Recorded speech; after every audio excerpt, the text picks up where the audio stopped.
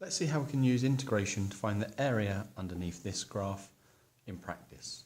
So first of all, we need some limits. We need to know what values of x we're trying to find the area between. In this case, 2 and 5. So we've got our equation, y equals x squared minus 6x plus 12. And we know from the previous videos that if I want the area, I need to integrate that function, y, with respect to x between the values of 2 and 5. Okay, so how do we do that? We add 1 to the power, divide by the new power. Add 1 to the power, divide by the new power.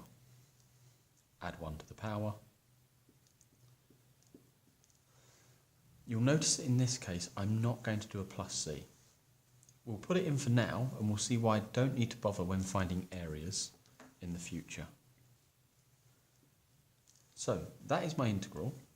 I now have to look at how to use these limits. Please look at the notation carefully. I've put big square brackets around it. Again, square brackets mean I'm going to be doing some work on this. And then I put my limits. I'm going from 5 and I started at 2. Okay, so now all I have to do is substitute 5 into here.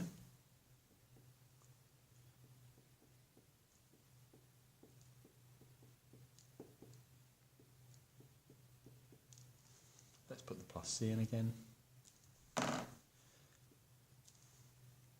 And then I need to subtract 2 substituted in.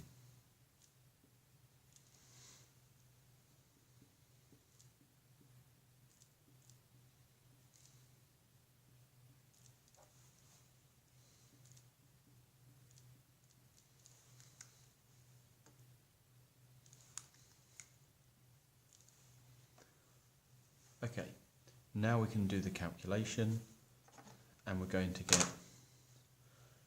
125 divided by 3 minus 3 times 25 is 75 plus that gives us 60. And now I need to take away, so remember to put brackets in because we're subtracting all of this, a third of 8 minus 4 times 3 is 12 plus 24. That gives me an answer of 12. So we know that this area is 12, exactly. Notice also that I don't bother with my plus c because when I get to this stage, I would plus c here, and then as I'm subtracting all of this bracket, I would then subtract c. So they will always cancel out. In general, when we've got limits, we don't bother plussing c because that will always be the case.